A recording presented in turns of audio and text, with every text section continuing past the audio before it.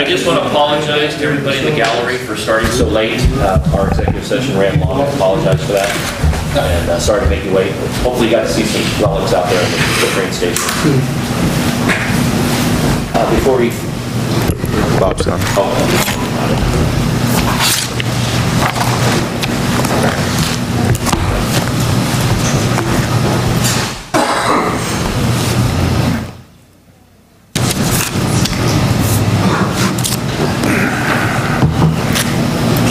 City Manager in the back would like to address the council. We're not doing roll call first? Roll call. Are we doing roll call? No, we're still in the open session of executive. I'm sorry, I didn't hear before. Thank you, Mayor. Mayor Aziz, Lebanon City Council, city staff, and citizens of Lebanon. As my 6-month evaluation approaches, I've had an opportunity to speak with council members and to my department heads. It is clear that there's an extreme diversity of views in relation to what I've been able to bring to the city of Lebanon during my brief tenure. Rather than exacerbate this situation in an attempt to aid the city of Lebanon to continue to move beyond these continuing issues, I feel it is appropriate for me to return to Arizona and focus on my family. It is with the heaviest of hearts and deepest appreciation for the many great staff members, friends, and community volunteers that give so much to this city and who have so readily welcomed me that I therefore tender my resignation from the position of city manager for the city of Lebanon effective immediately. I wish this council, staff, and the citizens of Lebanon the brightest of futures. I move we accept resignation of City Manager Dana Levesque and instruct the mayor and city attorney to negotiate a severance agreement with Mr. Levesque. Second. It's been moved and seconded to accept Dana Levesque's resignation letter. All those in favor? Aye. Those opposed? Mr. Mayor, I choose to abstain from this vote. Okay, noted. Motion passes. Thank you. Thank you very much. Dana, good luck to you. Thank you. Thank you. Okay, at this point, we'll call the meeting to order. Please stand for the flag salute. I pledge allegiance to the flag of the United States of America and to the republic for which it stands, one nation, under God, indivisible, with liberty and justice for all.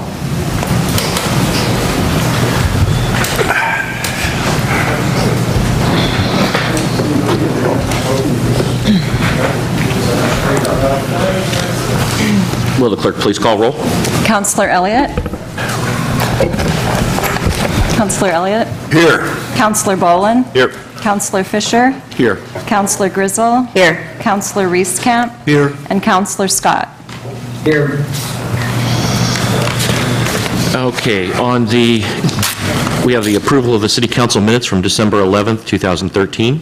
Were there any corrections or additions to those? Seeing none, those meeting minutes are approved. Consent calendar. I would like to entertain a motion to remove item number 9, 11. Mr. Mayor? Yes. Could I, just for correct procedure, I think what we need is for somebody to request that the agenda be taken off the consent calendar so that it can then be amended. Okay. I move to remove the agenda from the consent calendar. And that does not need a second. So it would be, agenda would be removed from the consent calendar. Okay. And the council can then act on the consent calendar, and then we will, if appropriate, amend the agenda. Okay.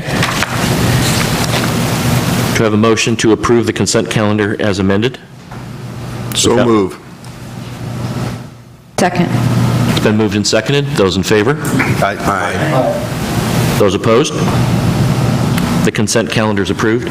Now we'll look at the agenda and entertain a motion to take item number 9, number 11, number 12, and number 13 and table those items for a further meeting. Let me take a check here on 5. Yes. Number 5 also. So 5, 9, 11, 12, and 13. So moved. Second. Yes. It's been moved and seconded to remove item number 5, 9, 11, 12, and 13 from the agenda. All those in favor? Aye. Those opposed? Okay, the agenda passes for tonight. First item, oh, nope, I guess we need to go into...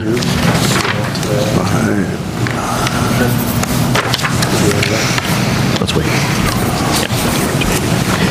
Okay, at this point, we'll have public comments. The council welcomes all respectful comments regarding the city's business.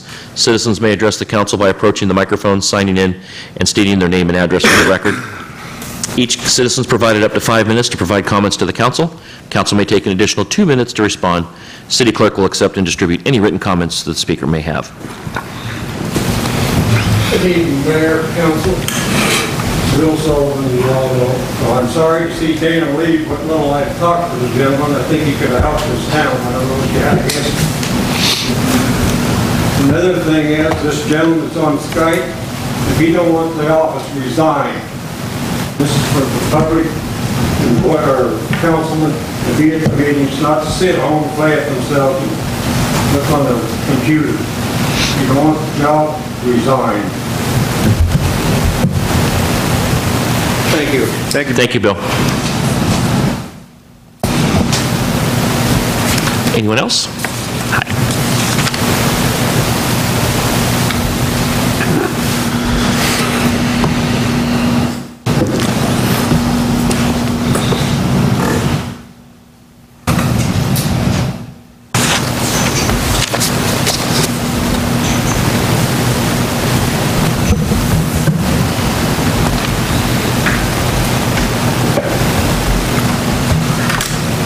Good evening, you guys, and thank you very much for listening to me. My name is Jan Kummer. I am in Ward 1. I live on E Street here in town. When I moved into my residence in April of 2013, I was informed by both neighbors on each side that there was a dog barking problem across the alley behind my residence. And since I've been here, it has gotten worse. I have called animal control. I have reported it several times to the police department. And, you know, like the officers and I discussed, there's only so much they can do. They're busy. If they're on a burglary, they're not going to stop that to come deal with the barking dog. The people have more than 10 Chihuahuas. And most of these Chihuahuas are outside all the time. Summer, winter, it doesn't matter. One of them is literally chained to a doghouse in the backyard. It's a very small backyard, probably no bigger than this room, which to me is not adequate for that many dogs, but that's my opinion. I have been doing some research about animal neglect, animal hoarding, animal cruelty, and there are certain aspects of each of these three different categories that I am just hearing from the inside of my house. I have 2 service dogs. They're both St. Bernards. And one is for emotional problems for me. When these dogs start barking at 3 o'clock in the morning and go on for 15 to 30 minutes, it sets my dogs off. They start barking in the house. My neighbors hear my dogs barking. I can't sleep. It's a nightmare. I have tried on 3 different occasions when I first moved in and heard all this racket. I've tried on 3 different occasions to be the good neighbor and go over and talk to the people. I knocked on the door. I left my name and phone number, said, can we discuss your barking dog problem and how can we resolve the issue? And I've never gotten a response on any of the 3 times that I've left my name and number. I've talked to the daughter of the household, and she told me she would let her parents know that I was upset. And I gave her my written name and phone number, and never heard a word back. I would like to find out, I know that this is not something that can be resolved immediately. I mean, this has obviously been an ongoing problem, and I'm not sure if this is the only house that has a barking dog issue that goes on, you know, for 45 minutes at a time. But I've been thinking about it, and there's been a couple of things I've wanted to know, and maybe it's none of my business. I'm just trying to resolve the issue any way I can. I'm curious to find out if all of those dogs are licensed and current on their shots. They have gotten out. I have had the police officers come to my house. I videotaped their dogs at large coming over, trying to get into my fenced yard. And, you know, I don't want to have a problem between my St. Bernards and these Chihuahuas. And, you know, I don't know if they're licensed. I was wondering if the ordinance, the city ordinance that we have in place that has been revised, allowing the number of dogs to not be specific, if there was any way that we might readdress that issue. And, I mean, 3 to 5 dogs in a household, I can understand, especially if they're little, but more than 10? Jan, excuse me, have you contacted the city at all about this, as far as like the code enforcement officer, about having too many dogs? And what was your interaction? They said this has been an ongoing problem, and that unless I can actually get a recording that there is 10 minutes per hour that dogs are allowed to bark, and if I could get a recording of that to submit to them, then they can do something about it, except I don't have a tape recorder. Is that animal control, or was that the city? Because they're different. We don't have our own animal control. There's animal control, and then there's the city of Lebanon, which is different. And who is it? Lynn County, isn't it? Yeah, it's Lynn County Animal Control. No, but the So- 10 I've minutes, talked to the 10 Lynn minutes County- in an hour is in ours. Yeah, that's city. The 10 that's minutes per city. hour is a Right. city. And We also have an ordinance on the number of dogs, and I want to say it's 3. I wanted to say it was 3. That's what I was- Do we not have an ordinance about the number of dogs? I did not see it in the information I was given from the city. Or it could be a nuisance, so. I did document what I did, you know, what I could pull, but I did not see a number. Okay. And that's why I brought up the hoarding. What is the base number Right. for animal hoarding? Because I know they also have dogs, they have more Chihuahuas inside the house. When the daughter opened the door, there were more inside the house than the 10+ that are outside. So I'm just, you know, this is a real concern. I am an animal lover. I volunteer at Safe Haven. I rescued one of my St. Bernards from Safe Haven. He was neglected. His teeth and his bones are not good and will never be good. He's only 2 years old. He'll never have a long life. I'm concerned about what these little Chihuahuas are going through as well. I thought, the first thing I thought of is buying one of those sport air horns and blowing it, and then I thought, no, at 3 o'clock in the morning, I really don't want to wake up all my neighbors. So, Then you'll be in violation of the noise ordinance. exactly. Yeah. So I didn't How want to about- go there. Chief, could you get with her and maybe even direct her to our code enforcement officer? See if there's anything we can do from the city standpoint on that? In fact, that's what I was going to actually ask you. You know, I recommend you come in and talk to me one-on-one, and we can sit down and kind Yeah. of dive into that issue. And I'm familiar with what you're talking about. The Most of the ordinance, police officers do. Yeah. They even, there's no house numbers on the house, but they keep telling me. we know the exactly house where it's at. numbers. yeah. And if we don't have numbers in our ordinance, I would like to know that. We used to some time ago, but I believe it was revised, and I don't remember the exact date, but It was in 2010. Can you maybe send us a note? it was Or tell us what that- revised to not. Yeah, that might be something we want to review. But, yeah, you can call, make an appointment, or drop by, see if I'm available, and we can sit down and talk about some things that, discuss some issues, and look into. Well, even if there was, you know, if you guys were even interested in looking into making a revision of the city ordinance, I would be more than happy to be an active participant, because I'm not angry at the people. I'm not, you know, there's no animosity there because they've never contacted me. I We have the just same issue. want to have Yeah. the issue resolved eventually. Just on the issue of the number of dogs, that it It's appears... not, it's more the issue of the barking constantly. The only, I just was going to address the issue of the number of dogs. It looks like it was, and then it was repealed in 2010. We have a section number and an ordinance. I can take a look at that Obviously, I wasn't around when we did that, but I can take a look at that. But And clearly, there was a limit. I can provide minutes that would probably give you a little bit more information of why it was changed.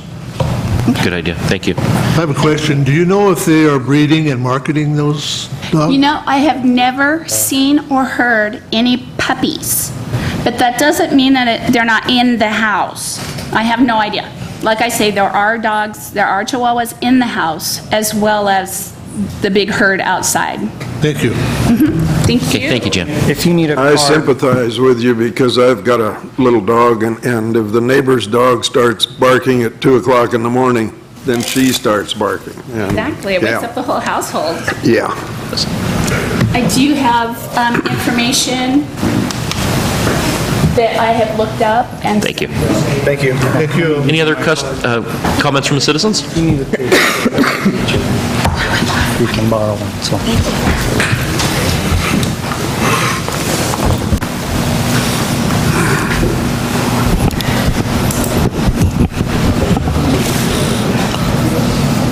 I wasn't going to say anything, but I'm now, when I was on the council, the limit was 2, and we took it off, and there's no limit on it now. I remember that. You remember why? Somebody come in complaining that somebody had more than 2. And so they took it off, the 2, and never did put an amount on there, I don't think. Well, I'm sure they didn't. They was going to look into it or something, never did. And the other thing here, I mean, your Dana, he just surprised heck. I was down to talk to him. I made an appointment to talk to him when he put a piece in the paper about that there's going to be transparency on the way city spends money. So I was going to go down there and talk to him, and I talked to him about some things, and he said, yeah, that's going to be changed. And funds, they're going to do it right from now on and stuff. And I thought, boy, he's really doing all right. But then he says that there's too many arguments, people got different attitudes and stuff, and he can't handle it, huh? You didn't even get to his appraisal or his Evaluation? Evaluation? You didn't even get to that, evidently, huh? No, that would have been 2 more months. Huh? I think it was 2 more months. Anyway, I hated to see him go, because I looked like we had somebody there that was really going to do a good job. You got copies of what he said, his termination paper? Did he give you a copy of that? Oh, I'd like to have a copy of it. I have a copy for you, Linda. Yeah. Anyone else? Any other citizens?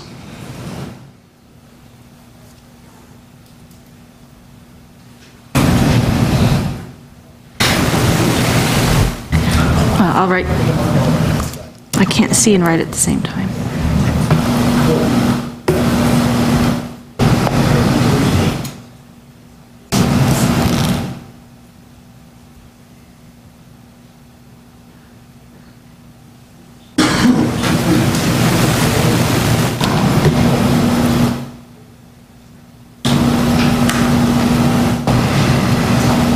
My name is, oh, do I have to push this?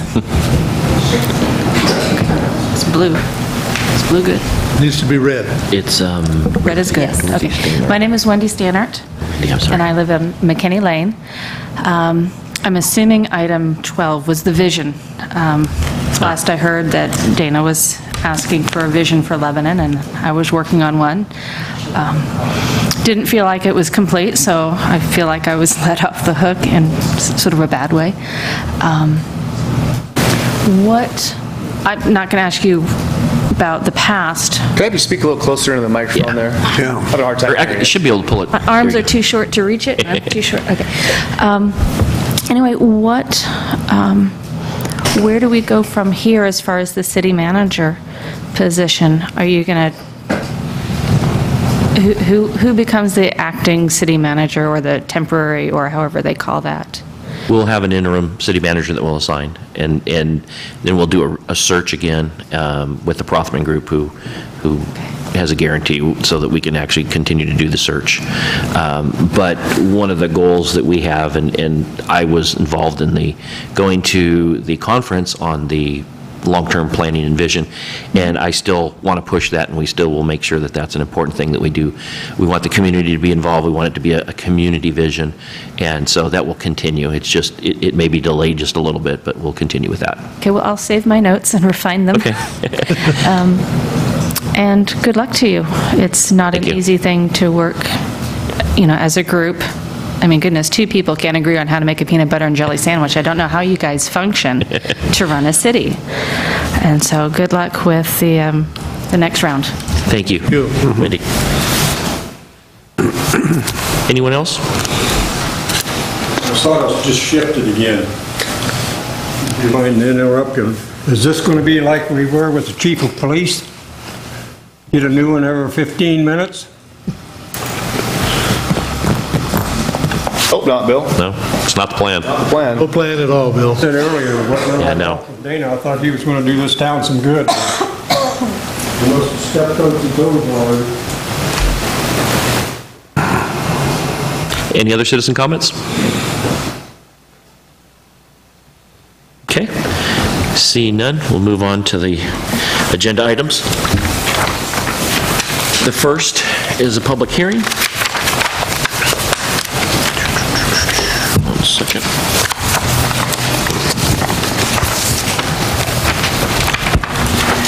This is the time and the place for the public hearing in the matter of the fiscal year 2013-14 supplemental budget amendment. The hearing is now open, and we're ready for the staff report.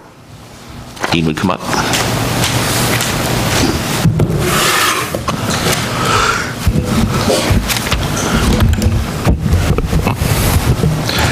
So for the staff report on this, I'd like to do the next 3 items at the same time because they're kind of all the same thing. So we have to do this. So what we're doing here is in this year's budget, we budgeted for the bond that we issued in the Northwest URD. We budgeted that in the Northwest URD. And then we also, during this bond process, we refinanced a water bond and a sewer bond, saving, I think it was $120,000 over the life of each of those bonds. So those were budgeted in the water fund and the sewer fund. During the process of issuing this bond, we switched it to a full faith and credit bond, which made it a general fund bond. So what these 3 amendments are doing, the biggest part of them, is taking the budgets out of the Northwest URD, out of the water fund, out of the sewer fund, putting the bond in the general fund. Then it sets up a transfer from water, sewer, and Northwest URD to the general fund debt service to pay for the bond debt service. That's what almost 99% of this bond amendment does. It's just that one thing. We also, so then there's only 3 other things that these bond amendments do. In the general fund, we're creating a account for the police department reserves. They've been out collecting a lot of money. We found that they have their own checking account.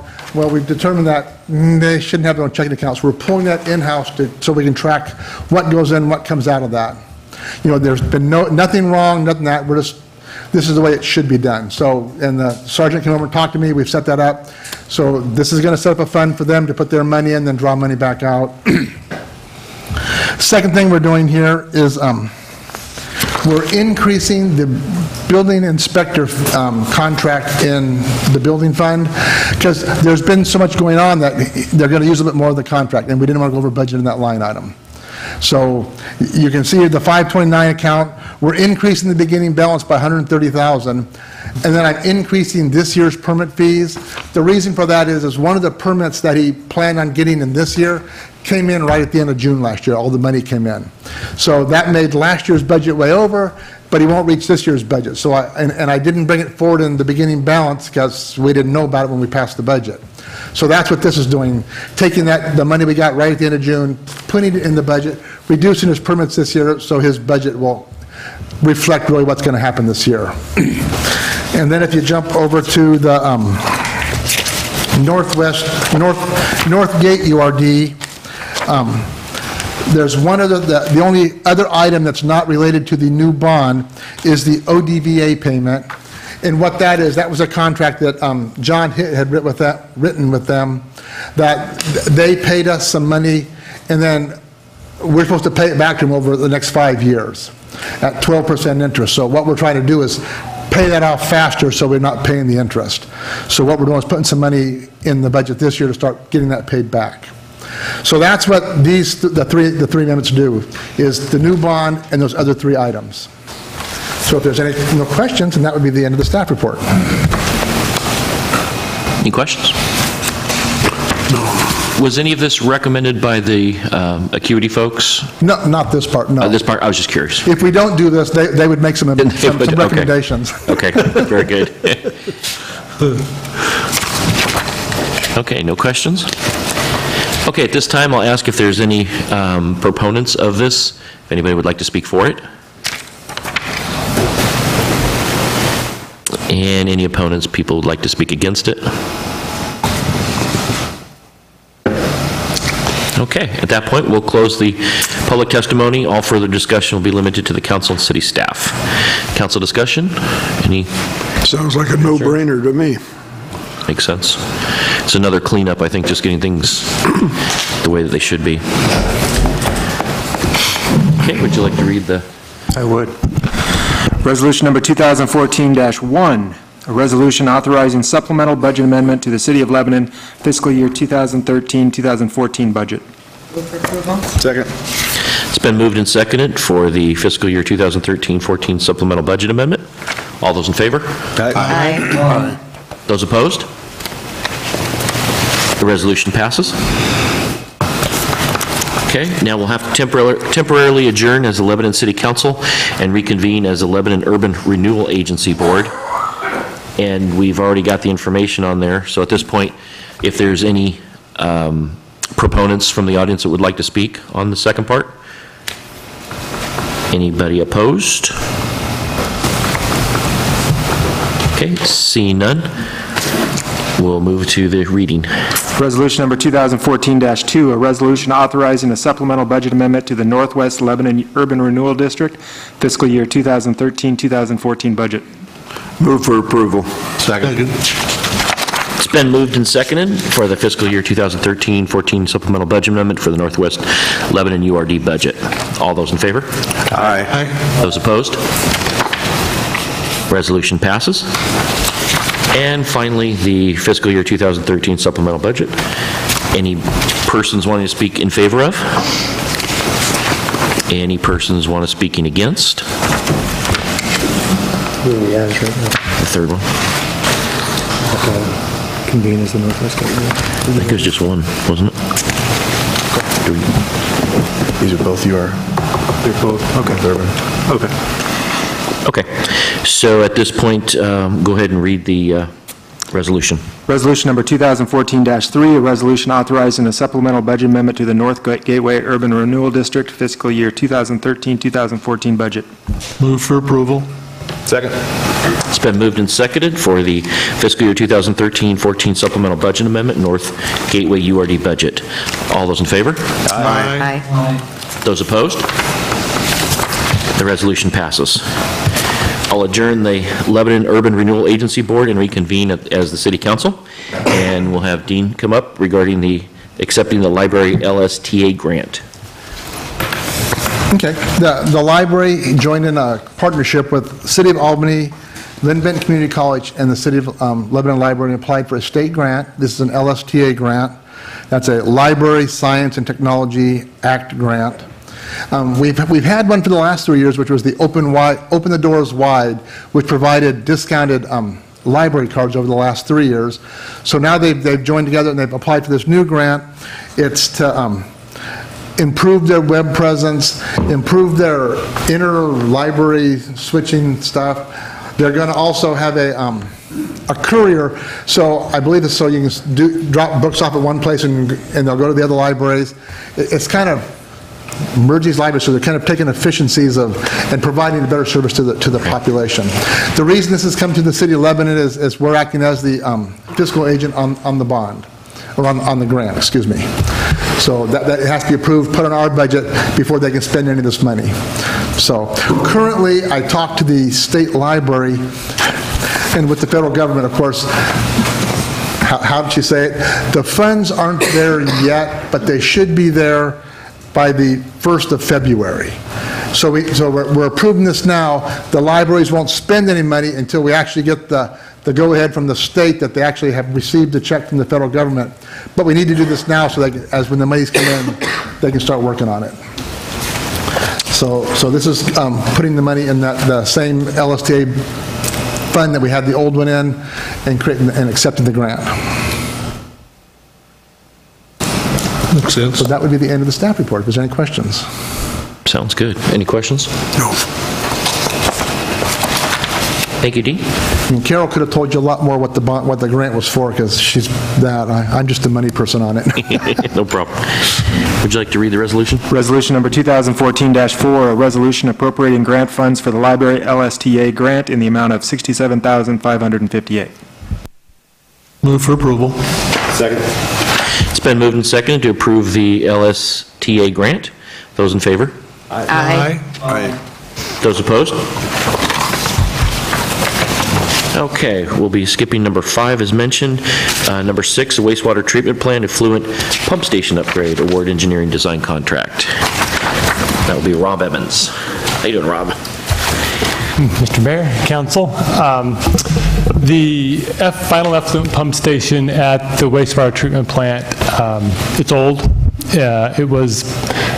Pumps were installed and the pump station was built in 1977 when the initial plant was, wastewater treatment plant was constructed and a major remodel took place at that time. So the pumps are old, under capacity, and when it's time to upgrade those pumps. We've rebuilt them several times over the last several years, and we don't have the pumping capacity in those existing pumps. So we budgeted last year, this current budget year, we budgeted to start the design on that project and then move forward into construction beginning in July, after July, move forward and put money aside to do that project. So we've got a proposal from CH2M Hill to actually move forward with the design of that project, and that proposal's in the council packet. It's for just a little bit over $98,000. They will design that project, plan, specs, estimate, and then do some key inspections during the construction. So I'll be putting that before you guys tonight to take a look at that and recommend that we award the project, design of that project to CH2M Hill. I'd like to answer any questions if you have. Is CH2M Hill, are they kind of the shoo-in since they work with it anyways? Is that? Good question. CH2M Hill runs our treatment plant, and they've done a few of the last major projects at the plant. Our cannibal system at the treatment plant several years ago, they designed and built that. Our clarifier project, which has got just finishing up the warranty part of that project, they designed that project. And they designed the 1977 major kind of plant remodel and construction. They designed that as well. So they're intimately familiar with the plant, kind of a shoe-in to do the design, and would know some of the underlying issues that are existing at the plant. Okay. At what point are we obligated to get other? Good question. Anything under $100,000, so $100,000 and under, you don't have to go out with an RFP to solicit proposals. So in this case, we didn't, because CH was more of a kind of a natural fit for that project.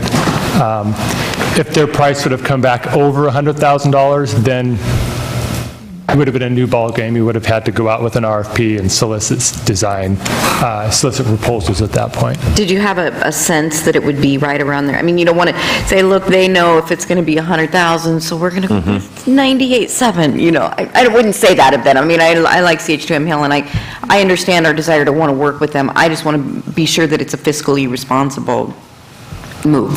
It is, yeah. We had the discussion beforehand with them saying, is this project, what's the likelihood of being over 100,000 or being under? We had that discussion with them, and in fact, they had some incentive to get it under $100,000. It could have been over. They had some incentive to get it under that. So if we were to solicit, my feeling is it probably would have been over. Some of the bids would have been over 100,000. But you're right, there is some inherent risk with only having one proposal back.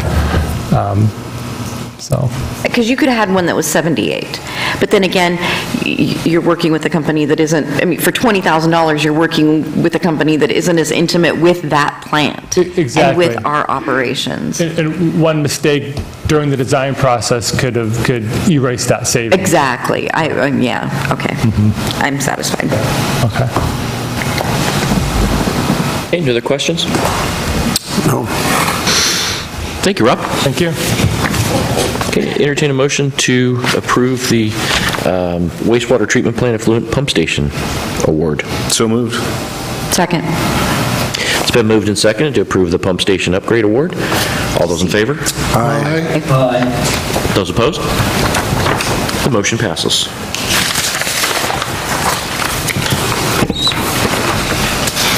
Proposed comp plan map and zone amendments by Walt Wondolowski.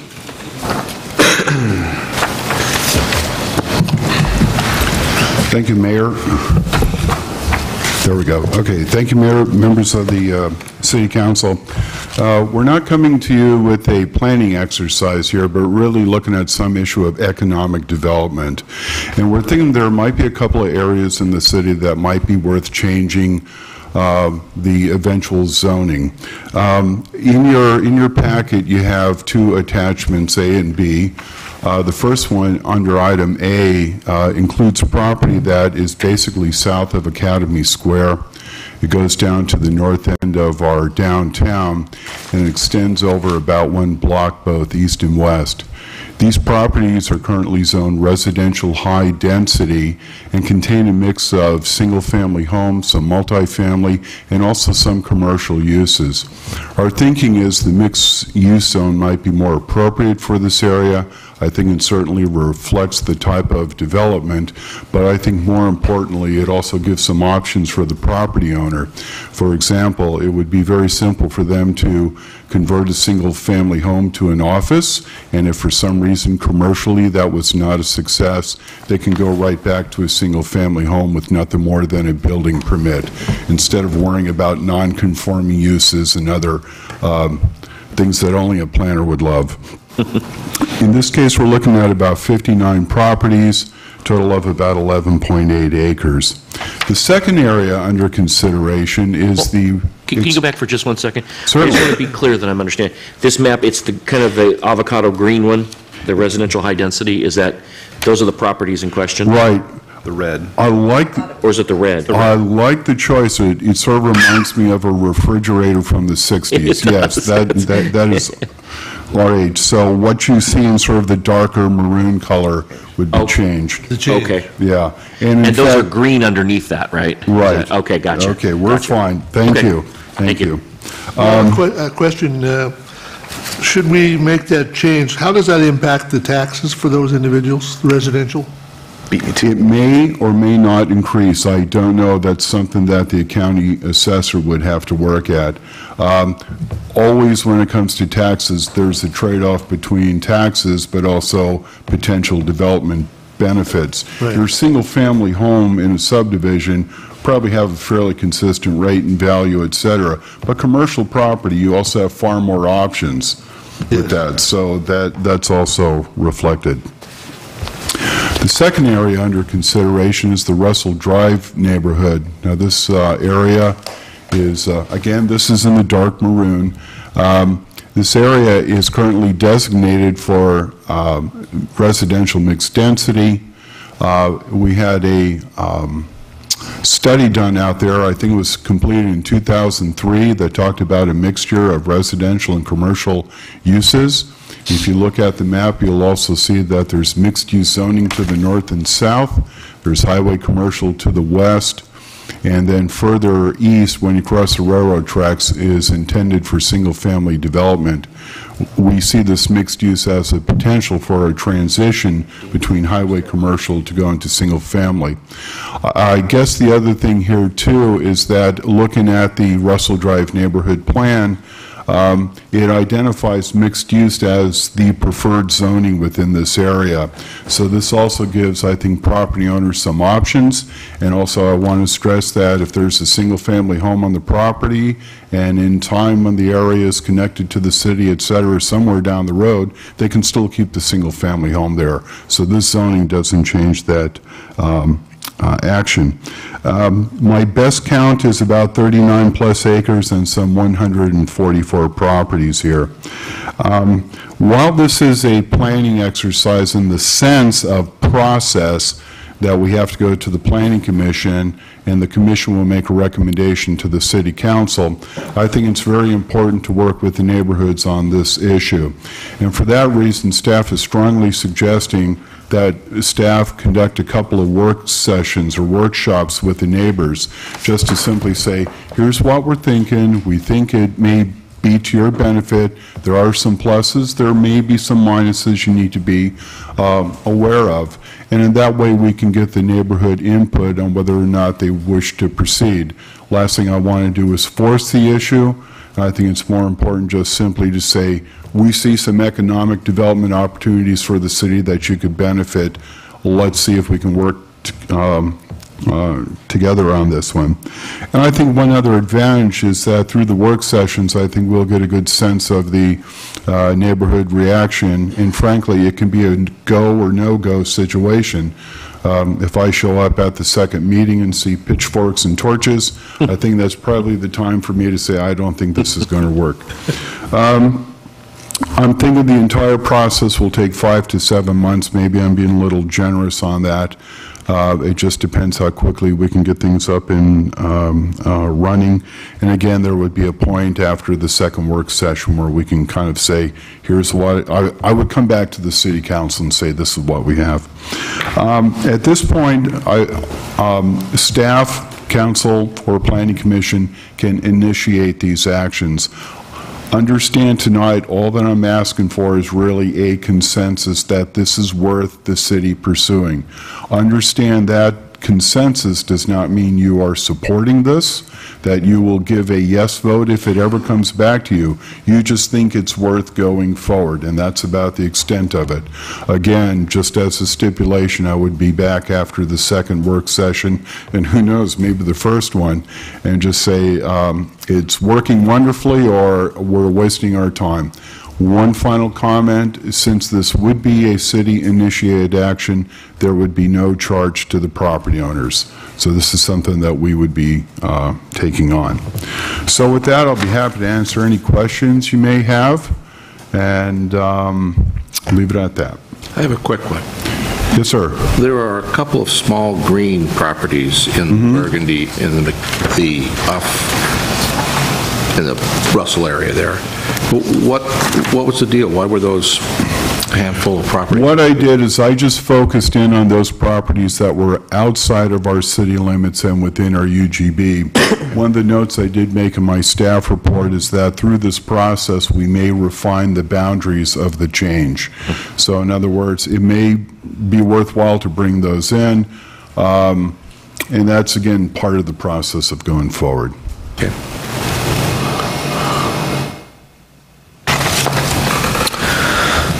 Well, I'm in favor of moving forward with the process. Me too. Okay. Until there's pitchforks. Until there's pitchforks. And if coming to the meeting, there's one on my back, yes, you will find out. Okay. We will get started on this as soon as humanly possible, and I will report back to the council as things progress. Barry, did you have any concerns? No, I think it's a great idea. I think it's an excellent proposal, and we're really interested to see what the citizen input returns. Okay, thanks, Walt. Okay, I'm sorry, I just had a guffaw there, just thinking I'm talking to a computer screen, but that's fine. Thank Thanks, you. Walt.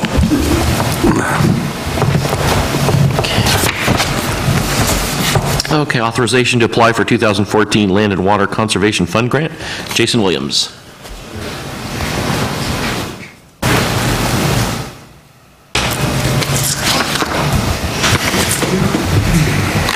Thank you, Mr. Mayor, City Council. Staff is requesting City Council consider and approve by resolution for the city to be able to apply for the Land and Water Conservation Fund grant for 2014. The grant would be used to demolish and replace River Park restroom building and shelter and construct a new one. We're estimating $250,000 to do the project. We'd be asking for $150,000 through the grant. We would make the other 40% up with SDCs, city labor and equipment, and cash that council and the budget committee allocated for River Park last budget cycle. With that, I'd be happy to answer any questions. One question, Jason. What's the scope of, I guess, more in terms of the size of that project? It's a large restroom building, and the shelter size would remain the same. It would be the current standard, ADA standard facility with a family restroom building would be the way we would go. This is the facility that we were talking about in the budget meeting, wasn't it? Yes. Yes. Okay. Yeah. Okay. We put 25? Is that what I recall? 25,000 was the amount? 50,000. 50,000. That was for, not designated just for that park, though. It was for parks, right? No, it was for that. Oh, it was. Yes, Yeah. you're absolutely right. I was... For that River Park restroom and shelter building specifically. We Pretty remember. vehement. I remember that conversation. I did not want to, I wanted that to go into contingency, but, I mean, and I want to say again, I'm really glad to see that facility being, and I'm really super glad to see that we're applying for grant funds to go with that 50, because when we put that in there, I'm like, we do not have a plan for that facility. We don't have a facilities plan. We're just throwing $50,000 out there, but now you've taken that and done something with that, and so I apologize for my $50,000 attitude back in budget. I congratulate you for doing this. This is nice. Yeah, thank you. Excellent. Any other questions? No. Thank you, Jason. Thank you. Okay, will you read the resolution, please? Resolution number 2014-5, a resolution authorizing the City of Lebanon to apply for the 2014 Land and Water Conservation Fund grant from the Oregon Parks and Recreation Department for the constructions of a restroom and shelter facility at River Park. I'm going to move for approval. I'll second it. Okay, don't fight. It's been moved and seconded to approve the authorization for the Land and Water Conservation Fund grant. All those in favor? Aye. Those opposed? Trey, have you ever considered one of those fast-talking commercial jobs? Yeah. Number 10, review of Chapter 2.04 of the Municipal City Code and Sections 12, 33, and 34 of the City Charter by Trey Kennedy. This has been brought up to me by citizens, a couple councilors and I have talked about it, and we just wanted to get an idea and find out on the Skyping and the whole process of not being here at meetings, so. Well, I'll be brief because I know everybody has read the memo. I was asked to put together a legal memo regarding what a couple of those sections mean as far as residency and qualified for office. And I've done that. I've done an analysis which obviously the best lawyers plagiarize what's been done before. And So I found a local government information sheet that did a evaluation and an analysis of what creates a vacancy in the office. I've set forth what the standards are. Much of it is left to the discretion of this council to determine what the qualifications of the office for your fellow councilors. Obviously, there was always an opportunity if a decision is made for that decision to be reviewed at another level. That being said, I don't think there's anything against or wrong with attending meetings by Skype or by telecommunications. I think the only limitation is technology and making sure that it works so that it is the best process possible. And and in my memo, I said, we need to work on providing the best connections possible so that everybody can hear, not necessarily see, but hear, and we know that these meetings are being held. And if votes are being cast by phone or by Skype, that we're confident that they are hearing the discussions and participating the way they should. That part of it, I think, is fairly straightforward. And again, I provided the memo to council at the request of the mayor. Where it goes from there, it's completely up to you. Again, I just want to bring that up for discussion and see what the feelings of the council is. I don't have a problem with the Skyping, and especially on a temporary basis if someone's out of town or someone wants to be included in the meeting, I think that's fine. My concern is on a regular basis, I don't think it's appropriate on a constant, ongoing basis. Do we have an idea of what the timeline of Barry's or anyone's absences? I mean, Barry's the one we're talking about here, but yeah. Barry, do you have an idea of the timeline of this absence? I'm sorry, could you please repeat that? Do you have any idea of how long the absence will be, or how much longer it will be? Yeah, I have a pretty good idea. I mean, my employment keeps me on the road a great deal. I get home 2 or 3 days a week every week, and I'm gone 3 to 5 days a week. So it depends on the clients I work with and where they're located, but I travel a great deal. So this could potentially be indefinitely? Is that what you're saying? It's probably a permanent long-term relationship. That's the only thing I find difficulty with, and it's not that it's not working now, but what happens if it isn't working again and again and again, and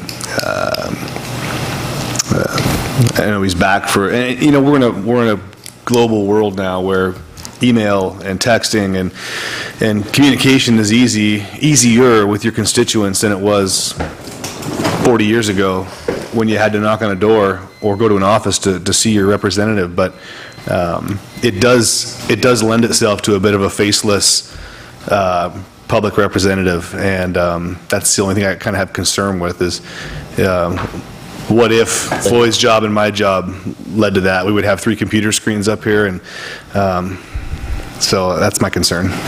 Yeah. Okay. Any other? Yeah, I don't have an issue with it temporarily, and but I do have some issues of a long-term absentee counselor as far as accessibility for staff. I think I've had reason to believe recently that if I were out of town, I would have been a lot less useful to the city, a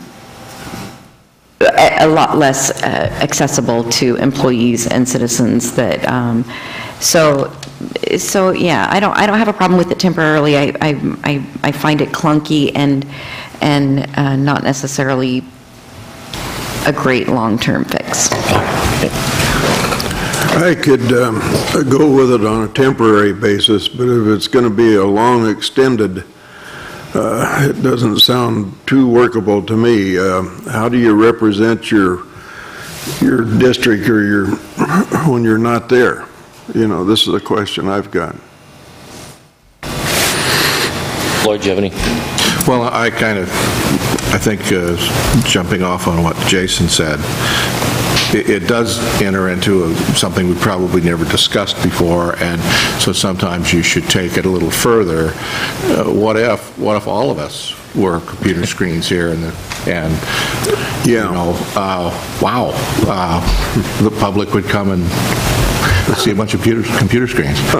That would be very impersonal and embarrassing. So I don't know the magic line there, but if it goes to that extreme, it's just not right. But I think we should continue to discuss or come to some plan that how much. A good example the other day when it cut out, if that were a quorum, for part of the meeting we had a quorum and part of it we wouldn't have had. Correct. Because it suddenly was gone. And then we shouldn't have been even legally meeting at that point. But we didn't know where that was. And part of the clunky is if we don't know he's cut out and we take a vote and nobody notices that Barry's gone, we assume Barry's vote. I mean, as long as the connection is good, and it sounds like we have a much better connection tonight, right, Barry? You can hear me? Barry? Yes. Okay. Well, as long as it's clear that the communication is good, but that was a little bit ironic. But I don't, long term, like I said, I can't get a good sense that you hear me and that I hear you. But temporarily, it's better than nothing. If you had to leave town for something and needed to attend one meeting. Where is your home now? Is it in Lebanon or is it in Mississippi? My home is in Lebanon. I haven't moved anywhere. Okay. I think, temporarily, this is new territory for us, and our city attorney has said that it's legal. I think there's nothing wrong with that. I think there's the absence causes some issues around, as what already has been stated, staff to counselors, counselor to counselor, and the citizens' access to an individual that's absent or out of town a number of days a week. But Barry, I think, will evaluate that, and the citizens will let us know and let him know, and I think it's something we temporarily can live with, but long-term, I think probably we'll have to address it as well as Barry. Well, I mean, we do have charter language that, and I guess the key is define temporary. Is temporary 1 meeting, 2 years, 3 years? What is temporary? And in the information that the city attorney provided, there is a clause in there for Section 33, what creates a vacancy, and this lists absence from the city for more than 60 days. Now, Barry says he comes back. He's back for a couple days a week, so technically he's not absent for more than 2 or 3 days, but he misses the meetings on a consistent basis. So what's more important, being in the city or attending the meetings or a combination of the two? He just said this is going to be the way it is. It's going to be long term. I don't know that it's effective. It's effective leadership at the city level to have someone consistently not at the meetings. Now, yes, he's here, but he's really not. And we've already had a few instances of that tonight that demonstrate that. So I'm a little torn on this. I'm a technology guy, and I love to embrace technology and what it can do for us, but sometimes it has its limits. And I just wonder if this is potentially one of those times. Like Rebecca said, or Councilor Griswold said, you don't know when the microphone cuts out. You don't know what was missed or was caught, and I worry about that. Mm-hmm. Well, and there's another aspect to it too that obviously I've heard feedback that was negative about it, and so it matters to me. I'd like to hear some citizen input on it too. Because, I think we did tonight. I mean, well, we did, but it's a sampling. I guess I'd like to hear a broader sample. because it's, we've had it in the past where someone would call in on a telephone, which was maybe inferior, maybe superior, but it's been so rare, we've not had to think about it a lot. Maybe the Lebanon Express could put something on their webpage, maybe do a little survey or something for us. Yeah, that'd be great. Thanks, Matt. I would be in favor at some point, I don't know if tonight's the night to do it or not, but of having some sort of a guideline on something like that, like telecommunications or electronic communications, that you, as a counselor or mayor, you do maybe 2 times during a 6-month period or something, but not, I just don't see 3-4 meetings in a row. I don't think that's fair to anyone, us and the public. So I think if we have some sort of a, because I could see any of us traveling or having business and needing to be away, but could be here for the meeting, and I think that's appropriate. But on a long-term basis, I don't feel comfortable with that. Do you, anybody? I tend to agree with you. The problem is, what are you going to do? Are you asking for a official to step down? Are you asking for him to quit his job to maintain his office? I like what Councilor Scott brings to this council, and I think he is an excellent representative of the people of this city, and I would hate to lose him over this. And this is not something that he foresaw, I'm sure, when he ran for office, that his job at this point would take him away.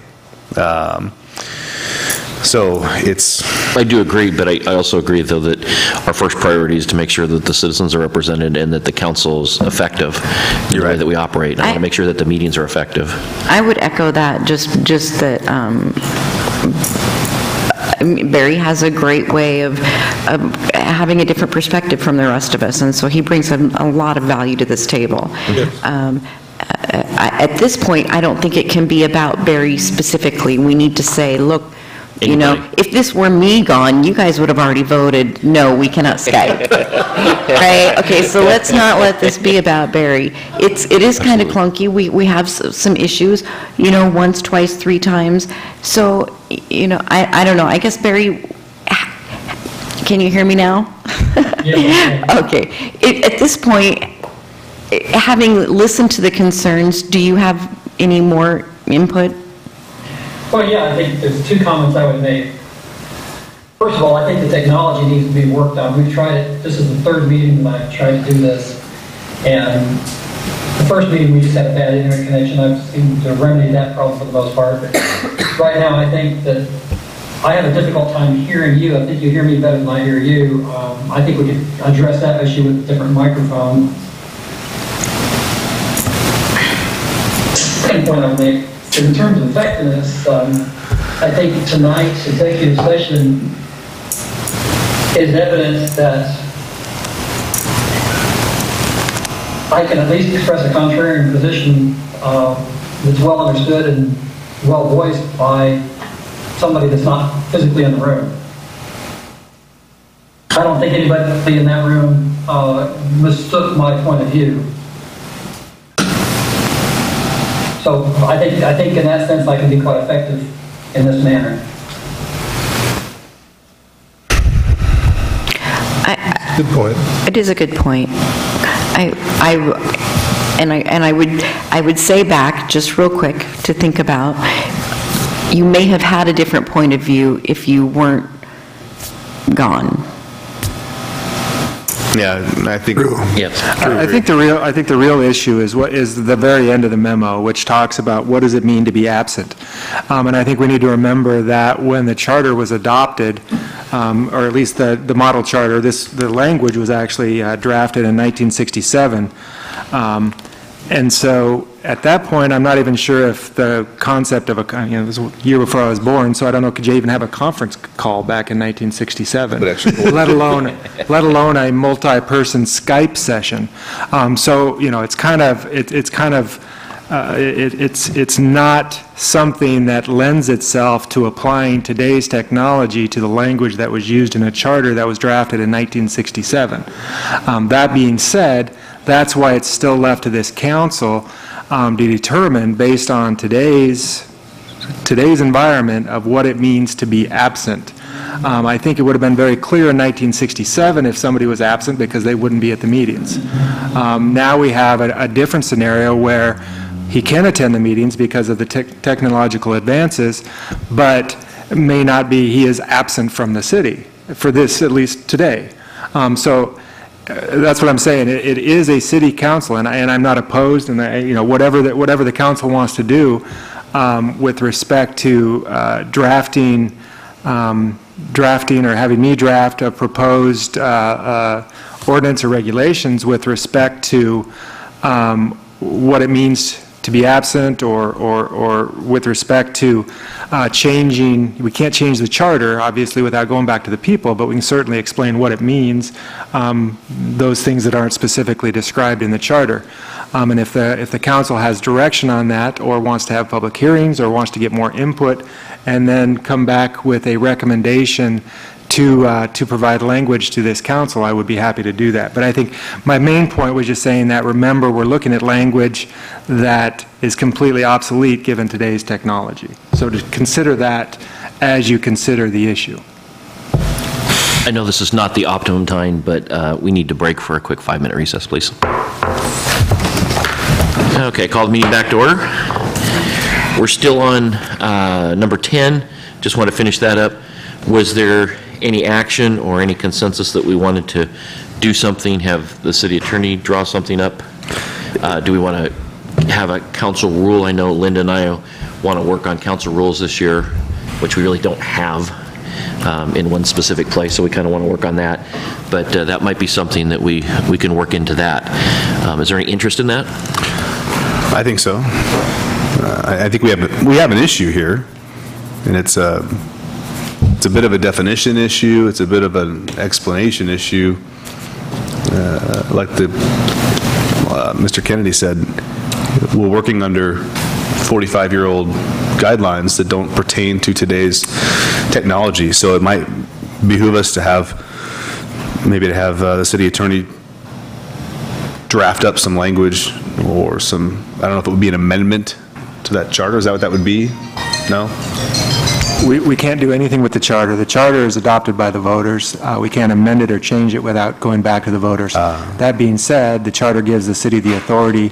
Anything not covered by the charter that's within the authority of the city can be explained through ordinance or by resolution. So it would be an ordinance or resolution to further explain this, or to further define this. Right. As long as it's not in violation, or it's in line with the charter, then the city can do it.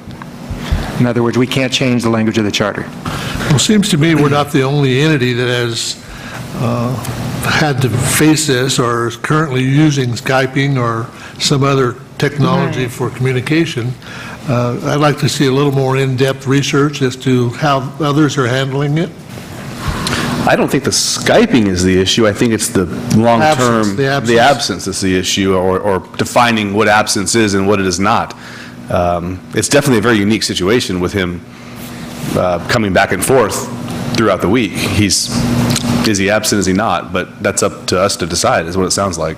I think there's got to be some other sources out there that might enlighten us. Obviously, the citizens in Barry's ward, if they don't like it or agree, they'll make some decision on that come time for election. But in the meantime, we have to work with it or do something about it. Yeah, that's 3 years away still. Barry, when you are here, do you currently reside in your ward? Yes, I do. Okay.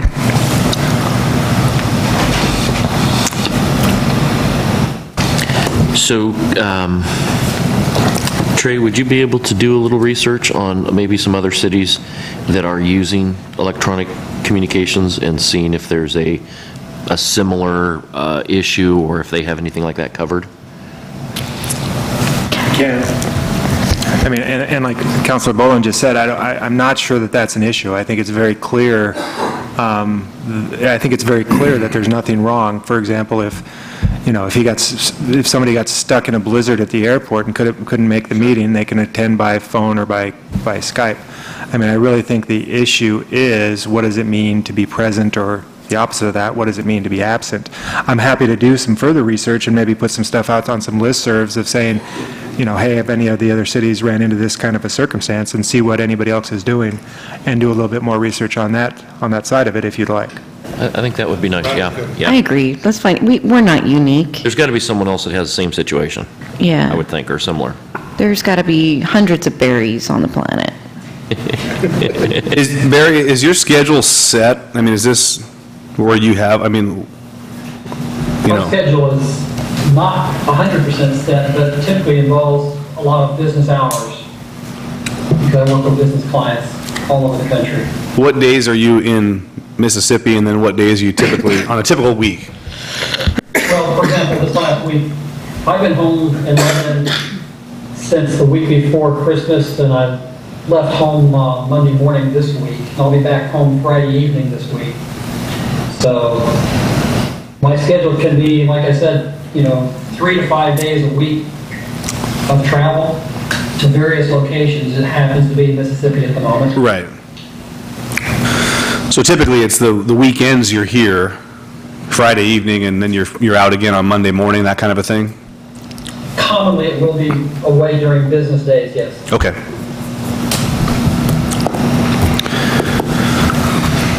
Okay. So if you do a little research on that for us and come back to us with something on that. Anything else, Barry, from your end? No, I don't think so at this point. Okay. I had another item that I don't believe has been addressed here that I was concerned with. Here a couple of years ago, we had a counselor that was elected in Ward 2 and then moved to Ward 3. And I just wonder how that should be handled. He's not living in his ward at that point.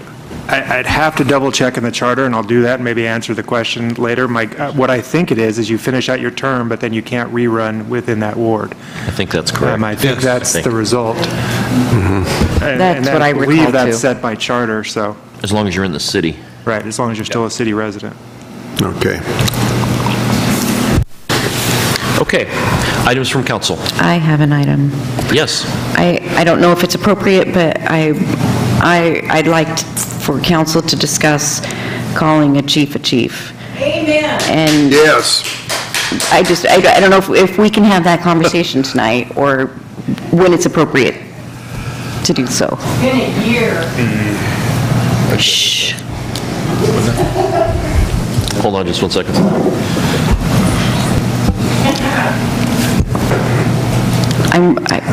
Apparently it wasn't very appropriate. I apologize. I just want to discuss the process, I guess, at least if we can't just say it, then where we go from here soon.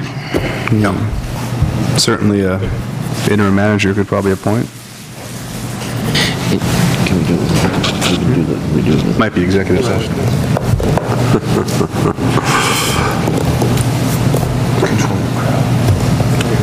It's funny you should say that, because I was. You were going to say that? Did I steal your thunder? Well, hey, go. Thank go God. Hey. Thank God. It's like, I can't let you have thunder.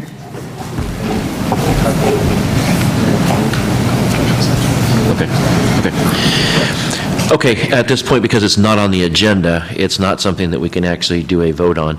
What I would like to do here is get a consensus and see if there's an agreement, and then the city attorney will work on making sure that we do it properly, and I believe we can come back in an executive session and take care of that. I personally am in favor of that, and I would like to see the 3 officers all promoted to the position that they've been holding for the past year. So, consensus? Consensus. Absolutely. Rebecca? Absolutely. You brought it up, I know, okay. Absolutely. I was going to bring it up, so. Okay. And Barry? I'm okay. Okay, so we do not have a temporary city manager at this point in time. I have asked Walt Wendelowski to take that position, and he will be talking to me tomorrow further about it, so there's no decision on that yet. But that's the person who I think at this point has the time and has the resource, the respect of staff, and I think he would do a good job helping us get through this transition until we get a new city manager. And then through that, we'll work on the police, and we're behind you. Thank you, Rebecca. Anything else from council? Okay. And lastly, we have public comments. Anyone would like to address the city council?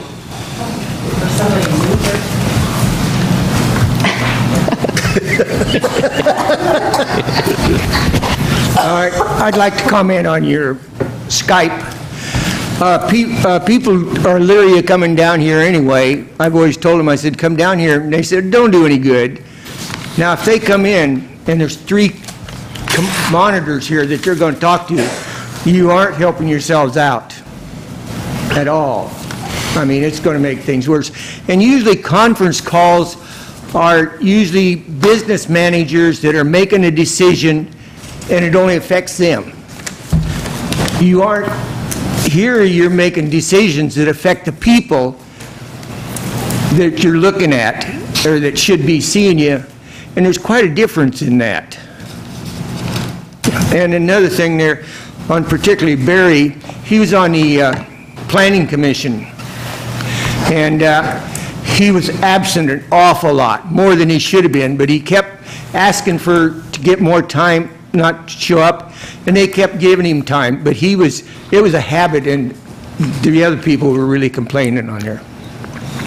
So thank you. Okay, thank you, Ray. I would say just for Mr. Scott, that was Ray Weldon speaking. Shelley, good evening. Shelley Garrett, 36772 Rock Hill.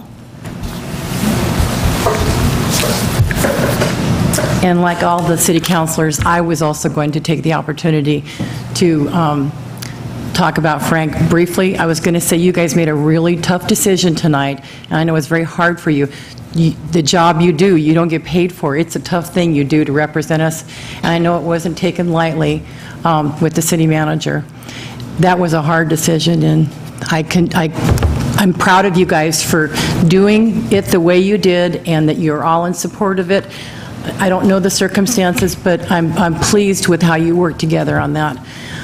There's an easy decision tonight, and that's to have this man be our police officer. Speaking from the public point of view as a citizen, and I have to speak as a chamber director because I get to hear everybody's feedback, and I haven't heard anything bad about this man. He's just doing a remarkable job, and I think we really need this. I think that this needs to be on the front page of the Express next Wednesday instead of what's probably going to be on the front page next Wednesday. So thank you for your jobs you guys are doing. Thank you for the job you're doing and the hard stuff that you're doing. And I'm really proud of you as a city council. Thank you. Thank you, Shelley. Except for you that have questions. Anyone else from the public like to speak?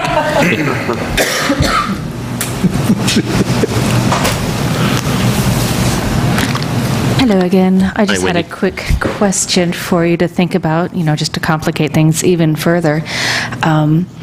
If you're going to allow, I understand the whole traveling and the absenteeism and Skype on the temporary basis, and I was wondering, how would you handle it if citizens would also like to Skype in or radio or telephone in?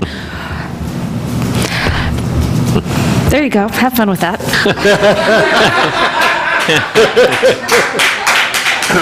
I couldn't hear her at all. Thank you, Wendy. She was asking, what if citizens wanted to Skype into our public meetings? I can actually respond to a part of that. The issue has actually come up because there's been public meetings that were held completely telephonically, and they have to make it available so that the public can participate however they do it, whether it's a call-in number or provide a place where the public can come and listen into the discussion that's occurring by voice. So we can't. No government in Oregon can have a public meeting without making it available to the public. So, yeah, I mean, it's a brave new world. We're gonna as technology gets even more impressive and amazing, it's decisions and changes that are going to have to be made. You can all go on Facebook chat and have our meeting. Yeah. Okay. Anyone else from the public? That's my. I think. Okay, if that's the case, then we will adjourn to an executive session.